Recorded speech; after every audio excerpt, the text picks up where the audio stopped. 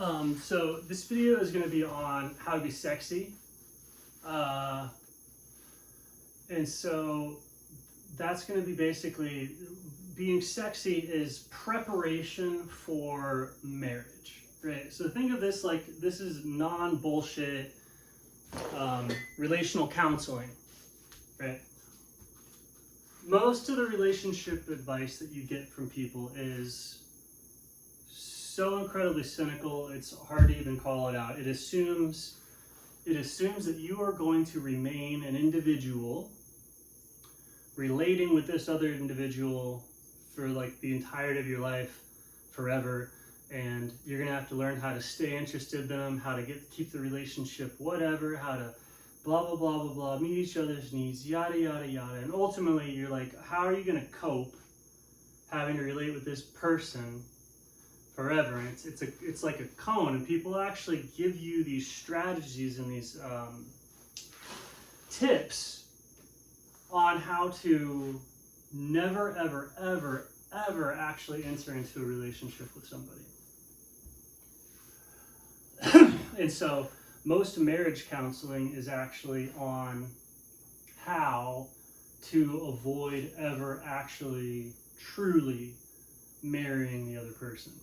It's are you ready to cope as an individual? Are you ready to cope with this? And so people feel the cope when they like quote unquote settle for somebody who's not sexy, right? Which is where we'll get into like what sexiness is in terms of marriage. People, they cope with somebody that they're not actually capable of merging with. They're not actually capable of being married to. And so that can be because the other partner isn't good enough, or maybe they're too good for you, or maybe there's some sort of like secret thing going on, but for whatever reason there's not an ability to fully merge. And when that happens, if you get married and you remain an individual, or if you get married as individuals instead of getting married to reflect the merger, marriage should reflect the merger. There's absolutely no reason for two individuals to get married. It's insane. It's a social indication of a merger, right? So that's the whole, like if you look at the whole ritual thing of like, oh, the engagement, the whatever, will you, what will they say? Like, so we'll just start the main video here.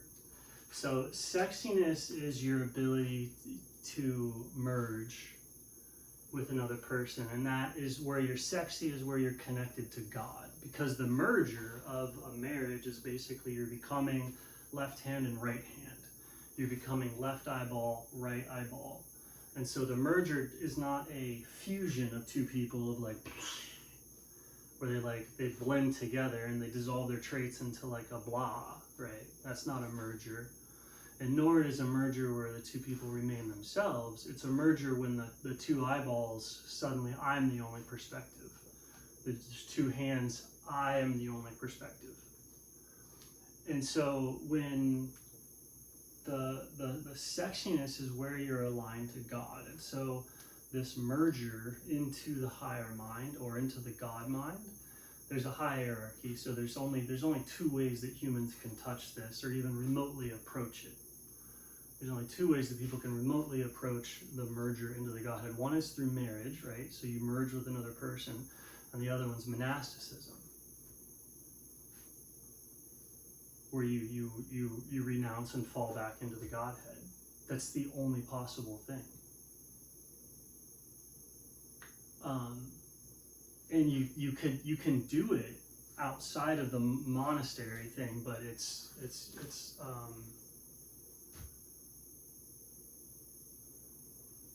low chance of survival, we'll say, right? If you truly do it, it's wild out there. So the monastery lets you do it in a domesticated environment versus falling into it in the wild. You know, who knows? But with the with marriage, you fall into it, and that's the easiest. It's the first rung of the ladder. Doing it with another person with romantic love is easiest way to do the first step of merging into the Godhead. And what happens is that marriage, if so the two people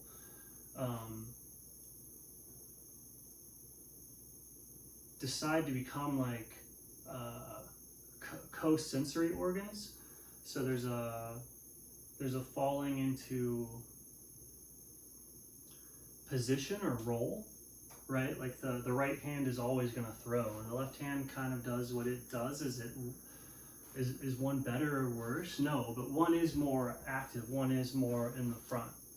So it's kind of like a lot of that activity of the higher mind is expressed through the male, similar to how a lot of the like thinking or analytical activity is expressed through the left brain, and a lot of the visual whatever is expressed through the right brain, right? So a lot of the thinking and a lot of different social positions is expressed through the male.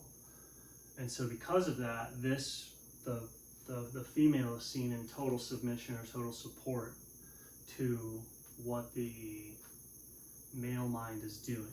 So as individuals, that looks pretty crazy, because what you're seeing when two people get married is it's like, at first you notice two individuals, but then it becomes apparent it's one mind that's neither of the individuals.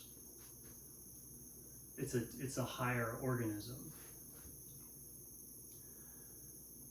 And so people avoid it. They don't want to relax into that.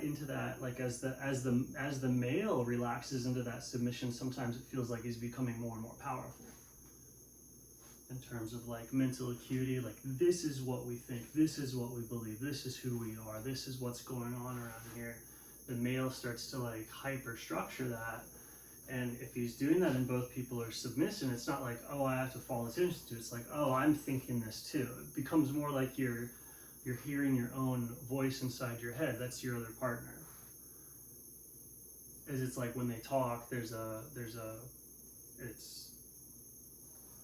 it's as unifying as another voice inside your own head, or as the left eye to the right eye. And so from the perspective of individuality, that looks problematic, especially when there's supposed to be like a strong individuality, so that a girl might perceive this relaxation into, because if there's a true relaxation and something needs to change, like the relaxation motivates any amount of study, practice, whatever, that emerges of its own accord if it's needed. But you can just not want it to happen. It looks and feels like not good stuff happening. And I would say that process, like that not wanting to relax into the higher mind when you're in relationship with somebody, that only happens like once you go, okay, we're committed, let's try it. Like you have to be with somebody and you have to be like, okay, let's see if we can work towards marriage. And then from that point, that's where you get it's kind of fun at first, because it's cool. You notice that's what so sexiness, what you perceive of as sexiness, is something you'd be like, oh, I would be happy to merge with that.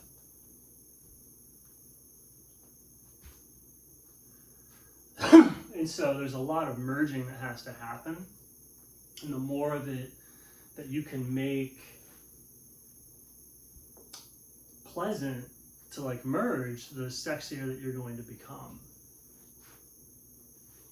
And so that type of sexiness is this adherence to your true form. That's all that's going on. When people talk about sexiness, they're just talking about health. They're just saying like you are radiating, like strongly radiating, like your true, most solid, most capable form, like your archetype that is placed and truly belongs here in this world.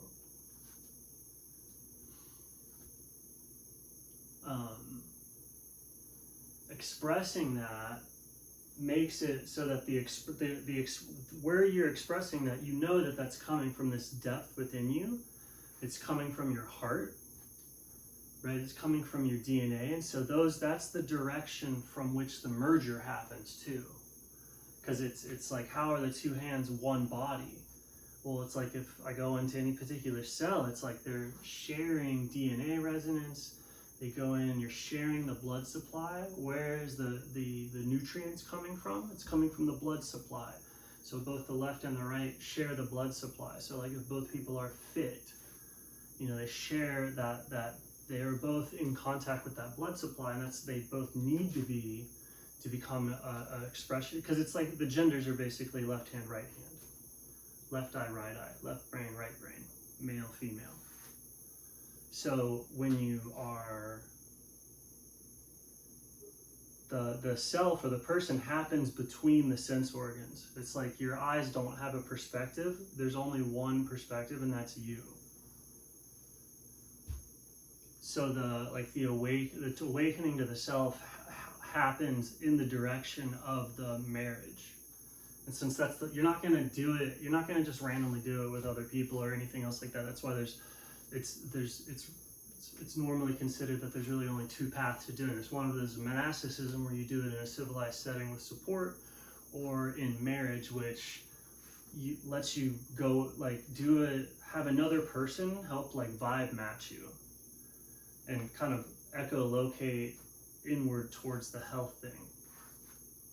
And then to also press into triggers, like just knowing they have the goal be to press into triggers almost.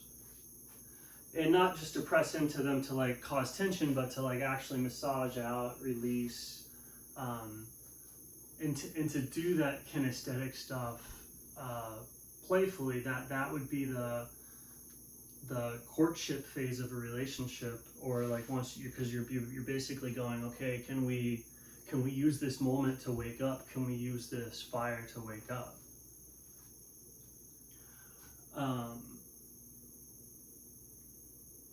So yeah, and then having the same religion, same scriptural study or whatever, same beliefs. Like if you have the same metaphysics, that metaphysics is every type of metaphysic, every idea or thought comes from the same place. So you can have massive intellectual alignment, massive spiritual alignment, physicality coming from the same place, and so, but that has to happen. That then can spill over into everything else, and it should. So but the foundation of a person's love is either marriage or monasticism.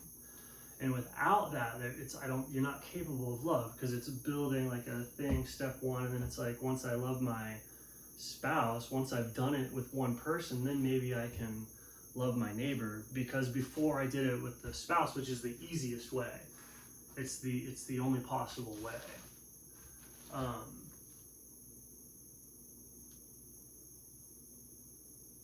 It's just with that focus, using the romantic, sexual, physical, shared belief, cohabitation, same cycle, once all that stuff is kind of aligned and tolerated long enough, then in the dissolving happens to where you trace that back, and there's something's working together through us.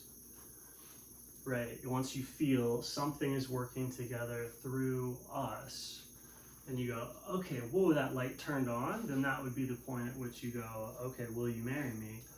And then they would go, okay. And so then you get to see okay, is it true? Is something still working together through us?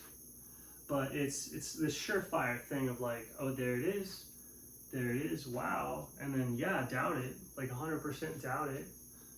Have the engagement, have the marriage or whatever, but by the time you get married, it should be apparent that you've eradicated yourself and discovered this deeper level of love that you notice it's spreading out. It should open up an entire floor of your being, where that's when you become capable of caring for your society, people around you, children, so that initial love, and I don't mean oh, I like you so much, oh, that romantic-y sort of thing. That romantic-y thing gets you together so that you evaluate, should we try?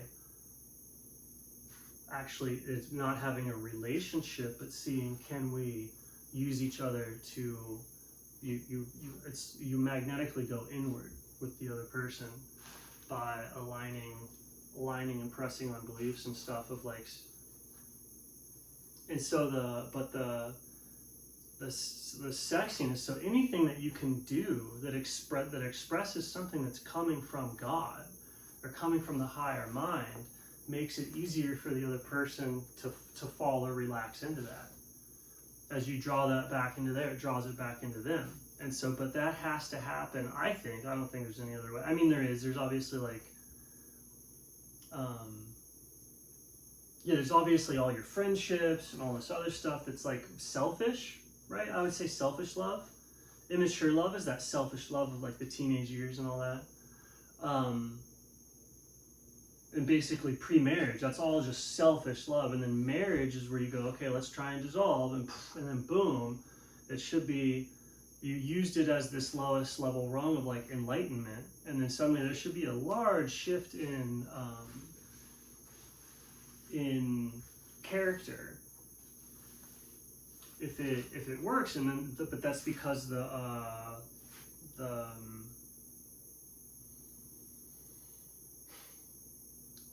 recognition of that pathway opens up a recognition of that same thing being shared sort of everywhere. But to obtain that, if you think about it, it's just hard. It's like it's super hard. I don't know of anybody that does it outside of either like monasticism of a life entirely devoted to God, whatever that looks like. Right? I have my beliefs. But there's monasticism of every culture and every faith, and then there's marriage. And so I don't see, there's probably other ways, but it would be so incredibly difficult. It's crazy. For somebody anywhere within the normal bell curve, the only rung that would even be remotely obtainable is the marriage one. And to not see it as the most obtainable rung, I mean you're not looking at the puzzle correctly. Looking at something, if it looks like you can obtain it easier some other way, then it's just not, you're not looking at the concept correctly. And so that's what they should tell you for marriage counseling, in my opinion. Because the whole thing is a giant slog of like, no, by the time you get married, you should definitely feel we're doing, and having kids usually does that. Having kids will often kickstart that process because that's what's happening. You're doing something together.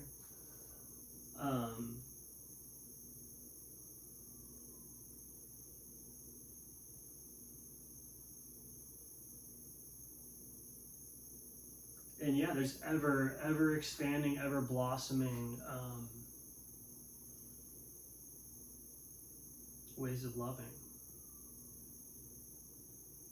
Each one kind of like a sacrifice to the juvenility or the recreation of the phase before. You know, it's much more intense and larger, but more adulty.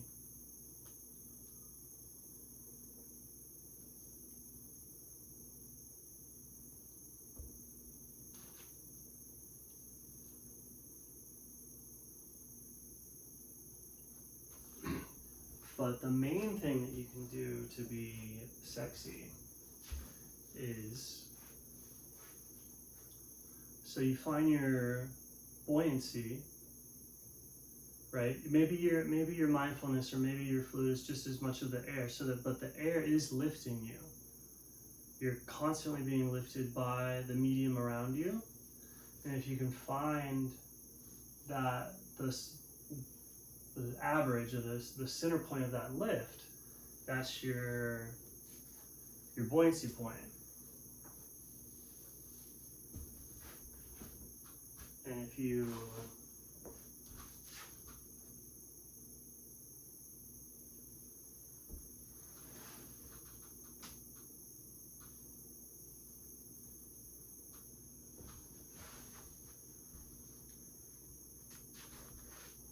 it's just a thing. I don't know if it has any use.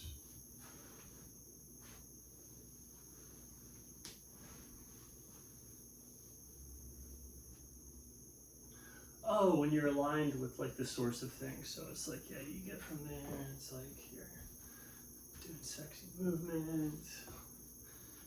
Yeah, I'm at the static jump circle. and you're like advertising, somebody use me to find God tonight.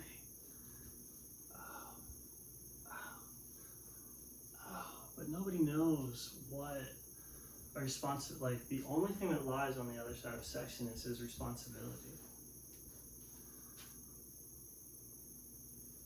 And do you really want to be responsible for that? And the answer is usually not. And so you have all the things that are sexy, and then you have things that are like not very sexy, that are hard to merge with. And so, but people think that you're merging this way, when in reality, you're merging this way. You're merging the direction that my hands would merge into one consciousness. So you're looking, the relationship will bring up like, oh, there's a dead spot. And then that's where you can start to like really look for deeper nourishment. And receive the same nourishment that this hand is receiving.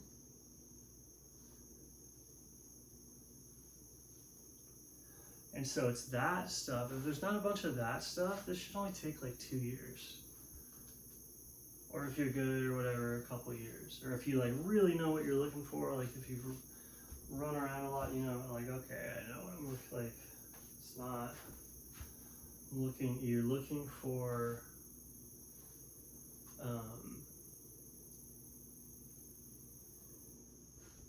you're essentially looking for Christ consciousness. You're looking for the human form. You're looking for the human platonic form, the common source from which you both project is like what you're looking for. That's, you know, it's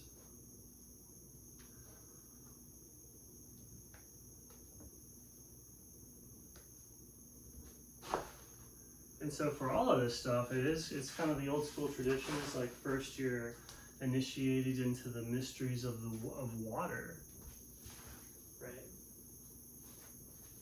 And the ability of water to transform you from one phase to another.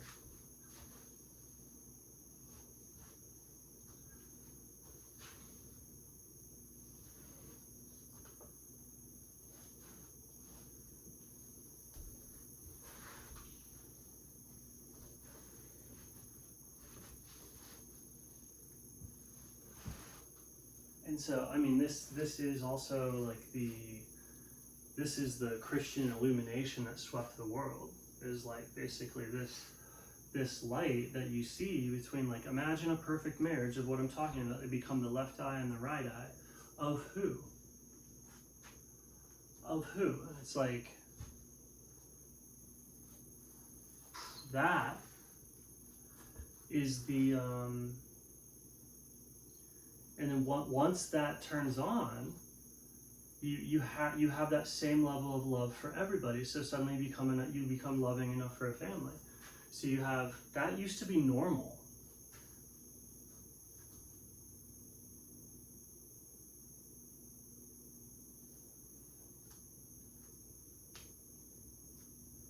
And then you have Christ coming along and saying,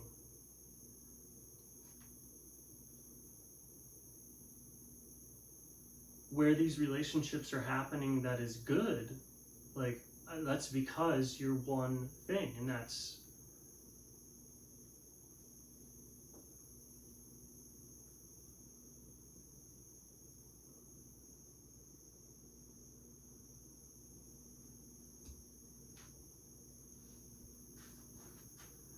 and so it's like, yeah, you're just not, I mean, nobody gets it via like meditation or a technique or anything, even though all those things are great to the degree that they make you sexy, right? Which is what everyone's doing them for anyway, is to be sexy. But the degree to which you do them to be sexy is only once you go, okay, you're gonna do it, I'm gonna do it, let's work together and try and see if we can meet in the middle.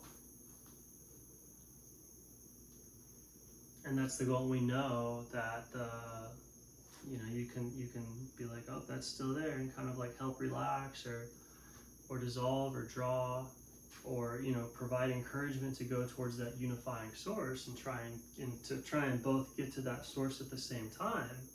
and have a, oh, not I, but we. Or not we, but I, or something like that.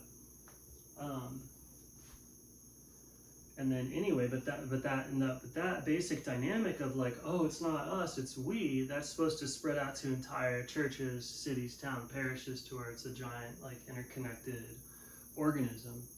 But the only way that that's found isn't by going out and interacting with each other as individuals. It's about going in that courtship, like, ritualistic way, in that deep work way, until it's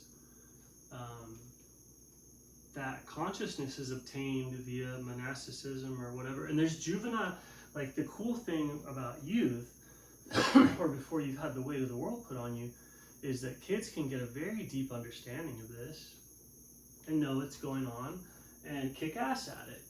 And that happens all the time. But it's, you know, it's still it's juvenile.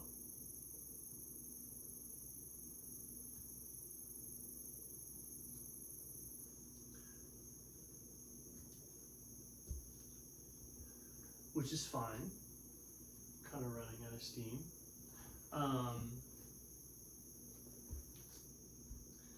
But yeah, that's what I would do for marriage counseling.